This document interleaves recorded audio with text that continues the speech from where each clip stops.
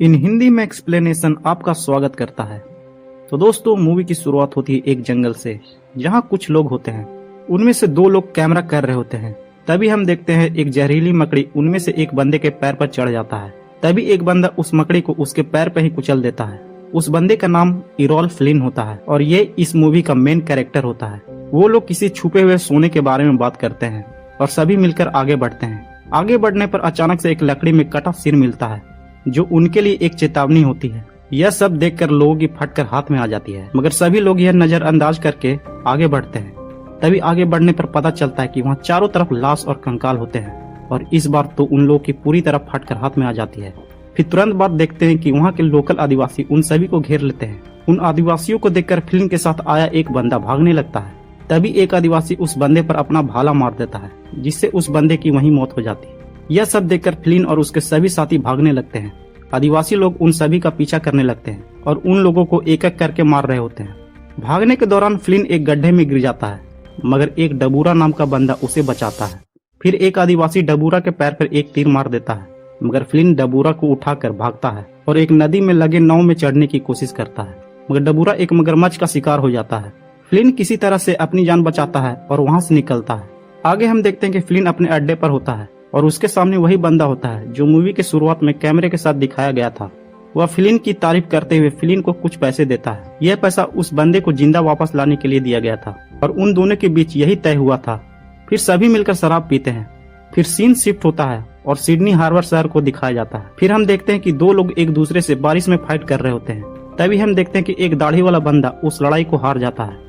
आगे हम देखते हैं कि वह जीतने वाला बंदा, जिसका नाम रेक्स होता है, वो अपनी जीते हुए पैसे लेता है। और तभी हम देखते हैं कि वहाँ फ्लिन पहुँचता है और रेक्स को एक काम के बारे में बताता है और कहता है कि वह न्यू गिनी गया था। फिर वो कहता है कि वह जगह सोने से भरी पड़ी है। तभी वहाँ एक बूढ़ा जो एक सुंदर लड़की के साथ कुर्सी पर बैठा होता है, जिसका नाम फ्रैंकी होता है, वह रेक्स को ताश खेलने का न्योता देता है। उस खेल में फ्रैंकी अपना सारा पैसा दाव पे लगा देता है, मगर यह ताश की बाजी फ्रैंकी बेईमानी से जीत लेता है और रेक्स को पूरे पैसे देने को कहता है। तभी फ्रैंकी के लोग फ्लिन और रेक्स को पकड़ लेते हैं और मारने की धमकी देते हैं, मगर फ्लिन उस लड़की के जरिए फ्रैंकी का ध्यान भटकाता है और देखते हैं कि फ्लिन और रेक्स मिलकर फ्रैंकी के सभी लोगों को पीटते हैं। फिर फ्लिन उस सुंदर लड़की को एक मस्त किस करता है और उसे पूरे पैसे लेकर वहां से निकलता है। आगे हम देखते हैं फ्लिन और रेक्स एक चाइनीज रेस्टोरेंट में पहुंचते हैं और दो लड़कियां उन दोनों के पास बैठती हैं। फिर वहाँ एक चाइनीज औरत आती है जिसका नाम अकूही होता है, जो उस रेस्टोरेंट की मालकिन होती है। तभी फ्लिन अकूही से एक नाव खरीदने की बात करता है, मगर अकूही को फ्लिन पर शक होता है और वह पूछती है कि तुम लोग कौन हो, और उन्हें प्यार से धमकाती है। फ्लिन रेक्स की तरफ इशारा करते हुए कहता है कि जो तुम्हारे लिए दर्द सहे वही तुम्हारा गुलाम है। फिर हम अगला सीन देखते हैं जहाँ फ्लिन एक बोट पर होता है और रेक्स सोकर उठता है।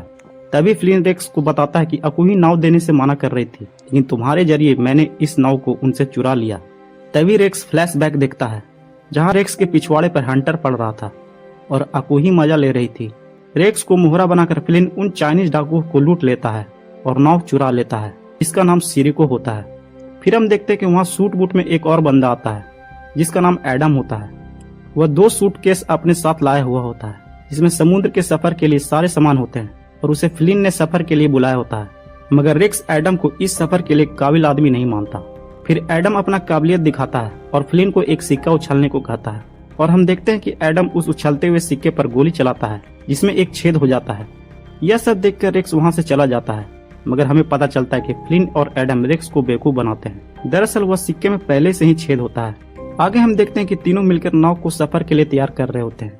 नाव को तैयार करने के दौरान हम देखते हैं कि तीनों ताश खेलते हैं और जो हारता है उसे नाव की सफाई करनी होती है। इसमें हम देखते हैं कि रेक्स ताश की बाजी हार जाता है और उसे नाव को साफ करने के लिए काम मिलता है। फिर हम देखते हैं कि तीनों नाव को तैयार करके उस पल को शराब पीकर एंजॉय करते हैं। आगे हम देखते हैं कि एडम एक किताब में थ्योरी पढ़ रहा होता है और वहाँ रेक्स पहुँचता है और दोनों बातें करते हैं। पर तभी एक और बंदा अचानक से आकर रेक्स के सिर पर एक बोतल दे मारता है और फिर हम देखते हैं कि वह बंदा फ्लिन और एडम को भी मारता है और उन तीनों को हाथ बांध देता है। आगे हम देखते हैं कि वह बंदा, जिसका नाम चार्ली होता है, वह नाव के अंदर होता है और एक तस्वीर को देखता है और फिर वह बाहर आता है और वह तीनों से पूछता है कि तुम लोग मेरे बोट पर क्या कर रहे हो, और पूछता है कि यह बोट तुम्हें कैसे मिली। इस पर फ्लिन बोलता है कि हमने यह बोट पैसे से खरीदी है, मगर चार्ली को फ्लिन पर विश्वास नहीं होता और बंदूक दिखाकर सच बताने को कहता है। तभी फ्लिन कहता है कि यह नाव उसने चाइनीज डाकुओं से चुराया है। तभी एडम डर के मारे बोलता है कि हम सब न्यू गिनी जा रहे हैं, जहाँ सिर्फ सोना है। यह बात सुनते ही चार्ली हंसने लगता है और उनका मजाक उड़ाता है। चार्ली कहता है कि तुम लोगों को यह समुद्र निगल जाएगी। और फिर चार्ली कहता है कि अगर तुम किसी तरह बच भी जाते हो तो वहाँ सिरिको को ले जाने का एक ही जरिया है, और वो हूँ मैं। फिर फ्लिन चार्ली को बोलता है कि तुम भी हमारे साथ चल सकते हो और तुम्हारा हिस्सा भी तुम्हें मिल जाएगा। फिर चार्ली कुछ सोचता है और एक चाकू निकालता है और फ्लिन और एडम का रस्सी काटता है। फिर फ्लिन चार्ली को कहता है कि सफर के दौरान वह इस बोट का कैप्टन रहेगा। आगे हम देखते हैं कि सभी मिलकर सफर को आगे बढ़ाते हैं और सिडनी से रवाना होते हैं। सफर के दौरान देखते हैं कि फ्लिन और एडम सफर का एक्सपीरियंस लेते हैं और देखते ही देखते वह लोग ब्रिस्बेन पहुंचते हैं और वहां उतर कर वह सब लोग एक फोटो खिंचवाते हैं और फिर दोबारा सफर को जारी रखते हैं। आगे हम देखते हैं कि फ्लिन, एडम और रेक्स सो रहे होते हैं। तभी फ्लिन जागता है और डबूरा के लॉकेट को देखता है। फिर हम चार्ली को देखते हैं जो अकेले बैठकर अपनी पत्नी और बेटी के फोटो को देखता है। फिर एक बंदूक निकालकर अपनी जान लेने की कोशिश करता है, मगर तभी वहाँ फ्लिन चाय लेकर पहुँचता है और चार्ली फ्लिन को देखकर अपना बंदूक छुपा देता है। फ्लिन चार्ली को चाय देता है, मगर चार्ली उस चाय को फेंककर उसमें दारू डालकर पीता है और थोड़े ही पल में वहाँ रेक्स और एडम भी आ जाते हैं। वे चारों एक साथ होते हैं। तभी फ्लिन चार्ली से पूछता है कि तुम इस नाव को कैसे ढूंढे। तभी चार्ली अपना कहानी बताता है और कहता है कि यह नाव एक फ्रेंची मछुआरे की थी जो उसने चार्ली को दे दी और साथ में अपनी बेटी को भी दे दिया और कहा कि उसे एक अच्छी जिंदगी देना। फिर चार्ली बोलता है कि उस मछुआरे की बेटी से उससे प्यार हो गया और उसके साथ शादी की और उसने अपने बच्चे को इसी बोट पर पाला। मगर उस मछुआरे की बेटी जो अब चार्ली की बीवी बन चुकी थी, वह अपनी लाइफ में सेटल होना चाहती थी, मगर चार्ली समुद्र को नहीं छोड़ना चाहता था, तो इसलिए वह अपनी बीवी को जाने दिया। फिर चार्ली बोलता है कि वह एक बार साउथ चाइना सी में था, तभी उसे अकुही ने ढूंढ लिया और उसे समुद्र में फेंक दिया मछलियों को खाने के लिए। मगर चार्ली किसी तरह बच जाता है और अकुही को सिडनी टाउन तक पीछा करता है और उसे फ्लिन, रेक्स और एडम से मुलाकात होती है जो उसी के नाव पर थे और उसे इस तरह अपनी नाव मिलती है। फिर चार्ली बोलता है कि अब वह जीना नहीं चाहता, मगर वह किसी तरह बच रहा है। अगला सीन हम देखते हैं जहाँ चारों एक आइलैंड पर होते हैं और वहाँ कुछ समय बिताते हैं और फिर वहाँ से निकलते हैं। आगे हम देखते हैं कि सभी लोग बोट पर होते हैं और सफर को आगे बढ़ाते हैं। तभी समुद्र में उनके बोट के आजू बाजू डॉल्फिन गोता लगा रही होती है। यह सब देखकर एडम मोहित हो जाता है और उसे एक गुड लक मानता है। मगर वहीं पर रेक्स एक क्रॉसबो से डॉल्फिन का शिकार करने की कोशिश करता है, मगर एडम रेक्स को डॉल्फिन का शिकार नहीं करने को कहता है, मगर रेक्स नहीं मानता। फिर एडम बोट के अंदर जाकर एक बंदूक लाता है और रेक्स पर तान देता है। फिर उन दोनों के बीच एक छोटी सी बहस हो जाती है। तभी रेक्स एडम के हाथ पर मारता है, जिसे एडम से एक गोली चल जाती है और वह बोट के इंजन पर जाकर लग जाती है, जिसमें एक छेद हो जाता है और पानी बोट के अंदर भरने लगता है। सभी मिलकर उस छेद को बंद करने की कोशिश करते हैं, मगर इस दौरान रेक्स का हाथ जल जाता है इंजन गर्म होने की वजह से। फिर चार्ली इंजन को एक कपड़े से पकड़कर उस छेद को एक भारी सामान से बंद करता है और फिर सभी मिलकर नाव के पानी फेंकते हैं। पानी फेंकने के दौरान फ्लिन चार्ली के कुछ सामान गलती से समुद्र में फेंक देता है। फिर फ्लिन उस चीज को लेने के लिए समुद्र में कूद जाता है। तभी वहाँ एक शार्क मछली आ जाती है, जिसे देखकर चार्ली, रेक्स और एडम फ्लिन के लिए परेशान हो जाते हैं, मगर फ्लिन बोट पर पीछे से आता है और फिर तीनों को फ्लिन को देखकर राहत आती है। अगला सीन हम देखते हैं एक टाउनविल जगह में एक बुजुर्ग आदमी को, जिसका नाम ट्रेवर्स होता है। वहाँ अपनी नाव से फ्लिन, रेक्स, एडम और चार्ली पहुँचते हैं और वह बुजुर्ग आदमी उनका स्वागत करता है और अपना परिचय देता है। फिर वह बताता है कि वह यहाँ का मेयर है और टाउनविल का एक लोकल पादरी भी। फिर वह अपने बेटे का नाम बताता है और ट्रेवर्स उन चारों को कोई दिक्कत आने पर उससे कंसल्ट करने को कहता है। फिर हम आगे देखते हैं चारों एक बार में होते हैं और बियर पी रहे होते हैं और अपनी नाव सिरिको को जल्दी ठीक करने की दुआ करते हैं। तभी हम देखते हैं कि फ्लिन एक बेहद खूबसूरत औरत से फ्लर्ट कर रहा होता है और उसी दौरान एक 7 फुटिया सांड पीछे से आ जाता है, जिसका नाम माउंटेन होता है और वो फ्लिन को उठा कर फेंकने लगता है। पर तभी फ्लिन उस सांड को एक पंच मारता है और वो वहीं ढेर हो जाता है। फ्लिन को लड़ते ट्रेवर्स और उसका बेटा देख लेता है और उसे लड़वाने की बात करता है। आगे हम देखते हैं कि चारों एक साथ कहीं जा रहे होते हैं और उसके साथ एक और बंदा होता है। वह सभी एक बाथ हाउस में जाते हैं। फ्लिन उस बाथ हाउस में एक लड़की को पहले से ही जानता था, जिसका नाम रोज होता है, जो उसके पास आकर उसे एक थप्पड़ मारती है और उसे किस करने लगती है। फिर वो फ्लिन को नहलाने ले जाती है। अगला सीन हम देखते हैं कि चार्ली एक फैमिली को देखता है, जिसे देखकर वह अपनी फैमिली के बारे में सोचने लगता है। तभी वो गौर करता है कि उस जगह अकुही पहुंच चुकी है और अकुही अपने आदमियों से फ्लिन को पकड़कर लाने को कहती है। इधर चार्ली भागकर फ्लिन के पास जाता है और उसे अकुही के बारे में जानकारी देता है। फ्लिन जल्दी जल्दी अपने कपड़े पहनता है और वहाँ रोज को एक किस करके निकल जाता है। फिर हम देखते हैं कि चारों मिलकर अपने बोट की तरफ भाग रहे होते हैं। तभी उन्हें ट्रेवर्स और उनके आदमी चारों तरफ से घेर लेते हैं। ट्रेवर्स पर्सनली फ्लिन से बोलता है एक फाइट लड़ने के लिए। यहाँ एक बात पता चलता है कि ट्रेवर्स एक पादरी होने के साथ साथ एक अंडरग्राउंड फाइट क्लब चलाता है जो उसके इनकम का मुख्य स्रोत होता है।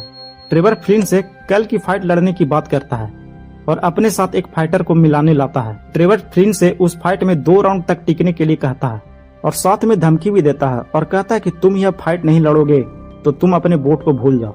फिर फ्लिन कुछ सोचता है और ट्रेवर को फाइट लड़ने के लिए कहता है। आगे देखते हैं कि फ्लिन रोज से मिलता है और उसे अपने साथ न्यू गिनी चलने को कहता है, मगर रोज फ्लिन को स्पष्ट रूप से जवाब नहीं देती और फ्लिन को अपने फाइट पर ध्यान देने को कहती है। आगे हम देखते हैं कि वह चारों उस फाइट क्लब में पहुंचते हैं। फिर फ्लिन उस फाइटर से लड़ने लगता है और वो जानबूझकर 2 राउंड तक उस फाइटर से मार खाता है और इस दौरान उसे उस फाइटर से अच्छी खासी पिटाई हो जाती है। फिर जब तीसरा राउंड होता है तो उसमें भी फ्लिन उस फाइटर से मार खाता है और इस बार नीचे पड़ जाता है, मगर फ्लिन 10 काउंट होने से पहले उठ जाता है और उस फाइटर को अच्छी खासी धुलाई कर देता है और उसे नॉकआउट कर देता है। यह सब देखकर ट्रेवर फ्लिन पर बंदूक तान देता है क्योंकि उसका इस फाइट में पैसा डूब गया था जो उसने फ्लिन के हारने पर लगाया था। ट्रेवर फ्लिन पर गोली चलाने वाला होता है कि रोज ट्रेवर के हाथ को ऊपर उठा देती है जिससे गोली ऊपर चल जाता है। फिर वहाँ हंगामा हो जाता है और फ्लिन रोज को लेकर वहाँ से निकलता है, मगर आगे जाकर ट्रेवर्स और उसके लोग फ्लिन और रोज को पकड़ लेते हैं और ट्रेवर्स का बेटा फ्लिन पर बंदूक ताने होता है और तभी एडम अपने बंदूक से ट्रेवर्स के बेटे के हाथ पर गोली मार देता है जिससे उसका बंदूक नीचे गिर जाता है। फिर हम देखते हैं कि फ्लिन, एडम, रेक्स और चार्ली मिलकर उन लोगों की पिटाई करते हैं और वहाँ से भागते हैं और अपने बोट की तरफ बढ़ते हैं। वहाँ पहुँचने के दौरान उन्हें अकूही का एक आदमी मिलता है जिसे चार्ली उसके टट्टे पर मार के निपटाता है और उसके हाथ पांव बांधता है। फिर बोट के अंदर देखते हैं कि फ्लिन, रोज, रेक्स और एडम पहुंचते हैं। वहाँ 4 लड़कियां पहले से ही होती है और वो सभी उन तीनों पर गन तान देती है। फिर पता चलता है कि वह एक साजिश होता है जो अकूही ने बनाया था उन सबको पकड़ने के लिए। यहाँ एक और बात पता चलता है कि रोज अकूही के लिए काम करती है और वो फ्लिन को धोखा देती है अकूही के कहने पर और वो वहाँ से सभी लड़कियों के साथ निकल जाती है। फिर हम देखते हैं कि फ्लिन, रेक्स और एडम तीनों बंधे होते हैं और अकूही उनसे किसी ड्रग्स के बारे में बात करती है जो एक चाय के डिब्बे में होता है। इस पर एडम बोलता है कि उसने वह पानी में फेंक दिया। यह सुनकर अकूही वहाँ पर मौजूद एक आदमी से उनको मारने के लिए कहती है। तभी पीछे से चार्ली आकर उस आदमी को एक स्पेड मारता है और फिर हम देखते हैं कि उन दोनों को बाहर बांधकर वहाँ से निकल जाते हैं।